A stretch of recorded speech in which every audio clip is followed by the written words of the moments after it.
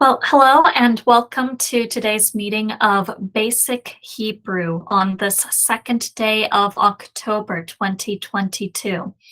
For the past couple of weeks, we have been taking a look at Hebrew verbs. And so today I'm going to kind of switch gears a little bit and introduce Hebrew nouns. So, just as we saw when we were dealing with Hebrew verbs, that there are certain components to look at, including, for instance, the stem, the aspect, the person, gender, and number. So, too, when we are looking at Hebrew nouns, there are certain things that are involved. One of those things is what we call gender. And now, when we think of gender in English, we have a tendency to think of biological gender. We refer to a man as a he, a woman as a she, and the pen that I have in my hand as an it. And so, thus, in English, when we are using these nouns, we are especially concerned with biological gender. And there are many different languages in the world that do that same thing. Hebrew, however, is a little bit different. When we're talking about Hebrew nouns, the term gender is referring not to biological gender, but is referring rather to the pattern of endings that are followed by a noun. So there is one classification of noun that will follow a certain pattern of endings. And for the sake of convenience, we refer to that pattern of endings as the masculine set of endings. And then there is also another set of endings that we refer to, for convenience sake, as the feminine pattern of endings. So very often in Hebrew, a noun that is referring to something that is biologically male, that particular word will follow the masculine set of endings. Same thing as well for a noun that refers to something that is biologically female, it will follow the feminine pattern of endings. But a pen, for example, would not be classified as neuter. It would be classified as either masculine or feminine, depending upon the pattern of endings followed by the noun. And I'll show you that here in a little bit more detail as we go through today's lesson. But basically, just remember, gender just refers to the pattern of endings followed by a noun, and it's not necessarily related to biological gender. We also have what we call number for Hebrew nouns, and this refers to the number of the noun. Hebrew has three numbers: singular, meaning one, dual, two, and plural, which would be three or more. So singular one, dual two, plural three or more. And then Hebrew nouns also have what we call state, which refers to the function of the noun in the context. There are two states in Hebrew for Hebrew nouns. One is what we call the absolute state. That is where you have a noun that stands alone or is modifying another noun. And then we also have what we call the construct state, which refers to a noun that is being modified by another noun. So just as an example, if I come on over here to my whiteboard, let's just say, for instance, I take the phrase, the king. Well, in this particular instance, I have king, which is going to be my noun, but you can see it's not being modified by another noun. So this is what we call the absolute state. But let's say I take, for example, as well, here, the king of Israel. Well, now, in this instance, I have two nouns, one being the king, So here's a noun. And then the other one being Israel. And in this particular instance, the noun Israel is modifying the noun king. So this then is doing the modifying, and this noun is being modified. So thus, because of the fact that Israel is doing the modifying, it is in the absolute state. It stands alone. It's not being modified by another noun. But king, because it is being modified, this is going to be in the construct state. Now, at this point, I'm not terribly concerned about the construct state. We'll take a closer look at that as we go through the course. But right now, I do want to focus on this idea of the absolute state, a noun that stands alone. Now, one of the ways that we can tell the gender of the noun, the number of the noun, the state of the noun, is by taking a look at the endings that the particular noun follows. And in this particular chart, just like in the verb chart that we looked at, describing the perfect and the imperfect aspects, my 3 X's here stand for the triliteral root of the noun. Most Hebrew words are built off of 3 letters and thus have that triliteral 3-letter roots. And so the X's are just standing in place of that. We'll take a look at some actual words here in just a moment. But notice here, I've got 2 columns, masculine over here, feminine here, and then along the side are the numbers, singular, dual, and plural. Don't worry too much about the construct at this point. We're just focusing on the absolute state. So masculine, singular, absolute. Notice that for this particular form, we just have the triliteral root, the 3 letters of the noun.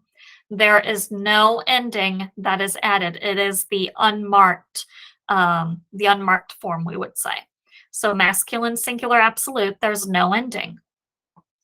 Masculine, dual, absolute, I have the same triliteral root that I had up above, but now instead of having no ending, I actually do have an ending. And this is going to be the ayim ending. So pathak underneath the last letter of the root, yod pointed with the hirik, and then the mem. And notice as well in the dual form, the accent is over the last letter of the root. It's over that pathak. So ayim here. So masculine, singular, absolute, there's no ending. Masculine, dual, absolute, ayim. Masculine, plural, absolute, and here we have the ending im here. So this is hirik, yod, mem. So notice the difference between the dual and the plural here in the masculine as well. Because in the dual, the yod is pointed with the hirik. It has a hirik underneath it. With the plural, the hirik, the yod has no vowel underneath it. It is together with that hirik. So there's the difference there between those two. Then feminine, singular, absolute. So we're over here at the feminine gender. Again, I would have that same triliteral root, but there's an ending. I have an ah ending there indicating feminine, singular, absolute. Then for the feminine dual absolute, we would have that same ayim, or in certain instances as well, athayim. In that particular instance for athayim, what they've done is they've taken the ah ending and added the ayim to the hey, and under the influence of that hey now being pointed, that hey changes to a tau. So ayim or athayim, and then for the feminine plural absolute, we have the oath ending as well. Now, what does this look like in practice? So glad you asked that question. Let me come on over here to and this is going to be from this particular book here. a practical grammar for classical Hebrew by Jacob Green. And so this is the textbook that we very often use in class, in our Hebrew classes. And so this is the digital copy of that. So notice as well here, and okay, so this particular word here, sus, this is going to be the word for horse. And you can see it has no ending. It is masculine singular, just referring to one masculine horse. But say I wanted to refer not to a masculine horse, but to a female horse, that is, to a mare. In that particular instance, I would take the triliteral root sus and add the a ending to it. So instead of sus, horse, now I have susa, mare. So sus, susa. Then also, let's say now I'm not talking about one male horse, but I'm talking about many, 3 or more male horses. Well, in that instance, I would take the same triliteral root, sus, and add the masculine plural ending to it, im. And that tells me then horses, that it is plural. Well, what if I want to talk about 3 or more mares? In that instance, I would take the same triliteral root sus and add the oath ending, susoth, and that tells me mares. So this gives you a basic idea of how these endings work here. Sus, horse, masculine singular. Add the ending to it, it becomes feminine singular, mare. Add the im ending to it, becomes horses, masculine plural. Add the oath ending to it, it becomes feminine plural, mares. Now notice, same thing over here. I'm talking about a prophet, masculine singular. Well, that would be the Hebrew word navi, navi here. But let's say I'm not talking about a male prophet, I'm talking about a female prophet. Well, in that particular instance, I would now add the a ending, the feminine singular ending, to the same triliteral root navi.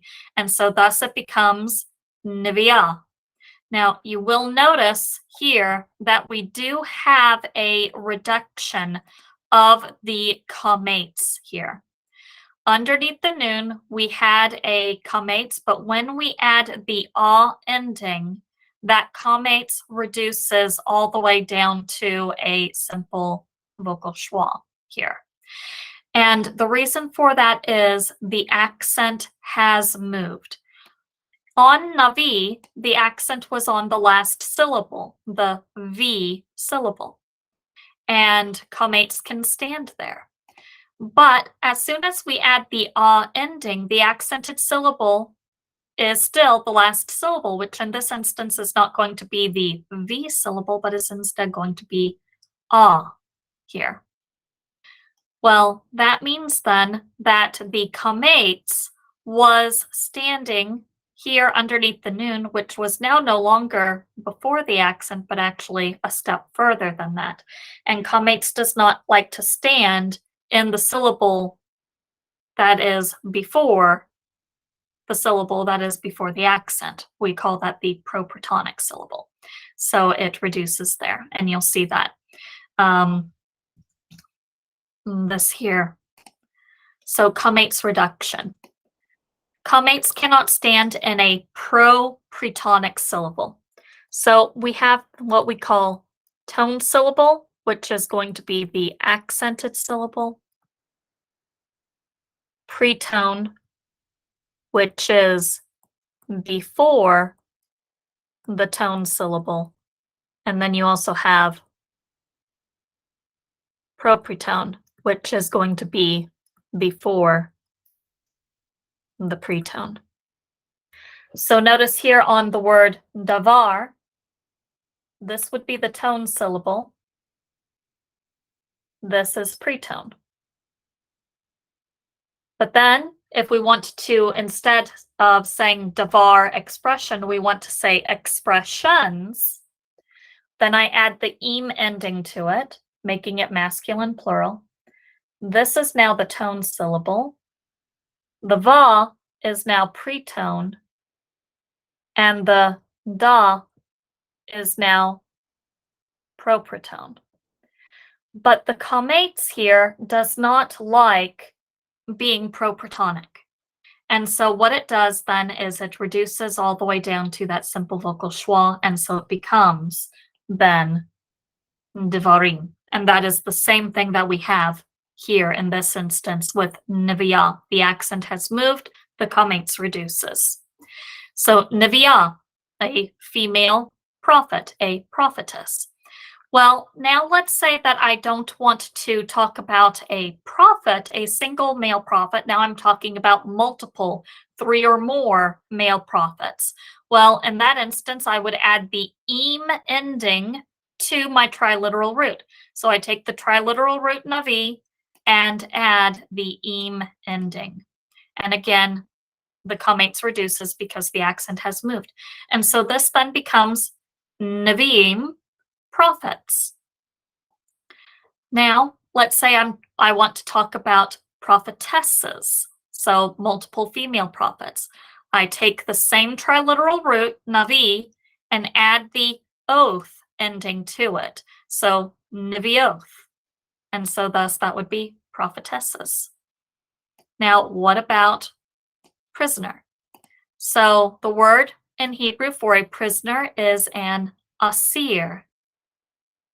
So asir, and that would be masculine singular. Feminine singular, I take that same triliteral root and thus and add the feminine singular ending to it. So it becomes asirah.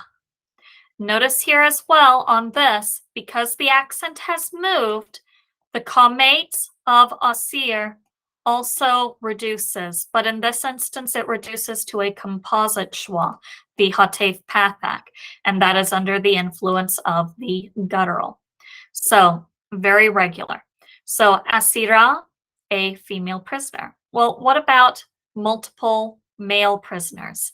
I take the same triliteral root, asir, and add the im ending to it, and so it becomes asirim, asirim. And so just adding that im ending to it tells me I'm dealing with multiple male prisoners. And again, the comates of asir has reduced all the way down to that vocal schwa, but it reduces to a vocal schwa for a guttural. That is to a composite schwa, in this instance, the hatef pathak. And then let's say I'm wanting to talk now about multiple female prisoners. Well, then I take the same triliteral root, asir, and I add the oath ending to it. And so that yields then asiroth, with again the comates reduction there. Now, what about this word over here for star? So kokav. The word star is a word in Hebrew that follows the masculine pattern of endings. Does not have biological gender, so in English we would refer to it as an it, but in Hebrew it follows the masculine pattern of endings, and so this is a masculine singular noun. This is what I was referring to when I said the masculine pattern of endings, the feminine pattern of endings don't necessarily coincide with the biological gender of the entity. Just referring to the grammatical gender, the gender of the pattern of endings. So kokav, masculine, but if I want to say stars, then I would add the im ending to it, and it becomes kokavim there. So kokavim. Right. So those then are the pattern of endings. Now we've got a couple of notes down here that are going to be interesting. So column 1 represents the simplest declension of the noun. That's going to be that sus, susa, susim, susoth. So full vowel, the vowel does not change. And you can see the same type of thing with kots and then kotsim. Yeah, the mending to make it plural. Or homa, feminine singular, and then homoth, feminine plural. And then we have here with column 2, where you have that vowel reduction, just talking about navi, nivia, niviim, and nivioth there. So, and then column 3, column 4. So here then, note, there is no neuter gender in Hebrew. Inanimate things like kokav and abstract ideas are either masculine or feminine. And then too, we also have this. There are a number of feminine nouns whose singular form does not end in a. The student will become acquainted with such nouns by practice. One of these nouns is eretz, which is the word for earth. It does not have that feminine a ending, so it's slightly irregular. We also have this note. Nouns denoting the female sex are generally feminine, so aim is feminine, and then athon, which would be a she donkey, is also going to be feminine as well. And then nouns denoting those parts of the body which occur in pairs are also feminine. So yav, it meaning hand, is feminine. Ayin, eye, also feminine. Regel, foot, also feminine. And then we have here as well, names of countries and towns are feminine. And this is why Eretz is also feminine as well, since they are regarded as the mothers of their inhabitants. So Canaan, Canaan is feminine. Yerushalayim is also feminine as well. Okay, so those are going to be, and then note here as well, I'm going to come on down to the dual number. So some Hebrew nouns have a dual number denoting pairs of things. Singular, yav, a hand, but notice as well if I'm referring to two hands, yadayim, so two hands, a pair of hands. Yom, day, but if I'm referring to 2 days, I could say yomayim, and then pa'am, a time, and so pa'amayim, twice, which would be 2 times there. So here in this particular instance, you can see how the dual form is used. Now, an interesting point here, and we're going to come back over to Genesis chapter 1. We've seen how it is that Hebrew verbs have person, gender, and number referring to their subject. So take, for instance, this particular, for instance, this particular verb right here, bara, which is a cow perfect third masculine singular verb. So this part here, cow perfect, just means basic completed action. Third masculine singular here helps me to identify the subject. So I know that the subject of this particular verb is going to be a noun that would be masculine singular and could be replaced by the pronoun he. So thus we would translate this as he created.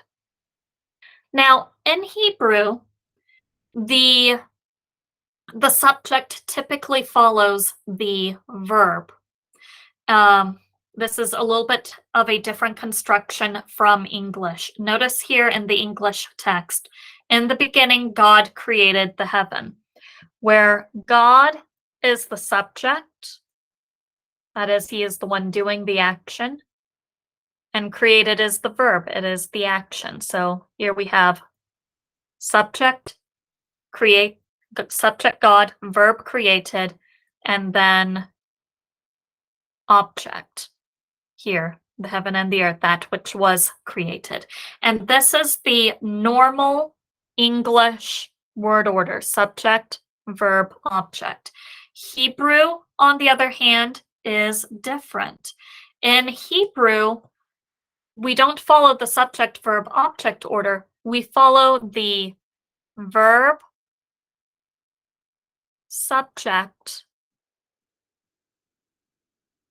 object. So my verb is bara, he created. My subject is Elohim, and the object here is Eith, Hashemayim, and Wa'eth Haaretz.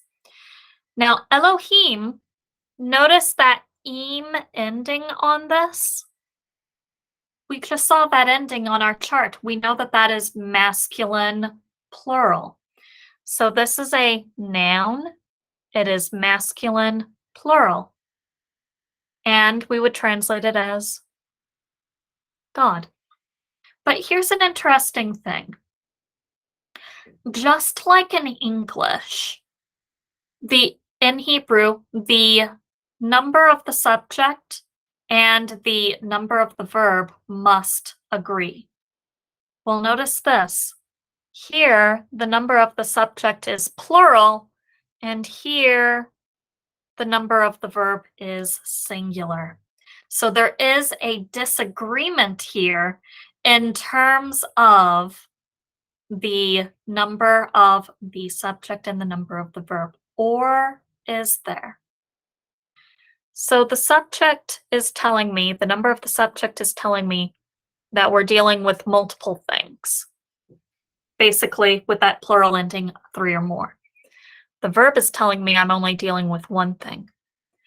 That tells me then that even though we have this plural form here, the verb is telling me, because it's singular, that form is being viewed as one. So in other words, this here is indicating the unity of this plural subject. And again, what's interesting is that the im ending is the plural ending, not the dual ending, indicating 3 or more. So right here then, we have in the word Elohim that understanding of the Trinity. And then with the singular verb, we also have the understanding of unity as well. So right here in the very first verse of Scripture, because of the way that the subject and the verb are interacting with one another, we actually have that reference to what we call the triune God, 3 in 1, right there mentioned in the very first verse of Scripture, which indicates then that not only was the Father involved in the creation, but so too was the Son, and so too was the Spirit. They are in perfect unity with one another, so when one is involved, the other two also involved as well. And so that then is, again, the importance of understanding grammar for a proper understanding of the text. Is there anything that you would like to add at that point, sir? That's okay. That's good there. Okay, very good. And I think we are at about the end of the time here for the Hebrew lesson. So I can stop and turn it back over to you. All right. So if you'd like to do that. All right. And so we'll take a little break here in between, and we'll start up at about 3:15. All right. Sounds good. And we haven't seen any Kenyans yet, have we? No. No Kenyans yet. Okay. So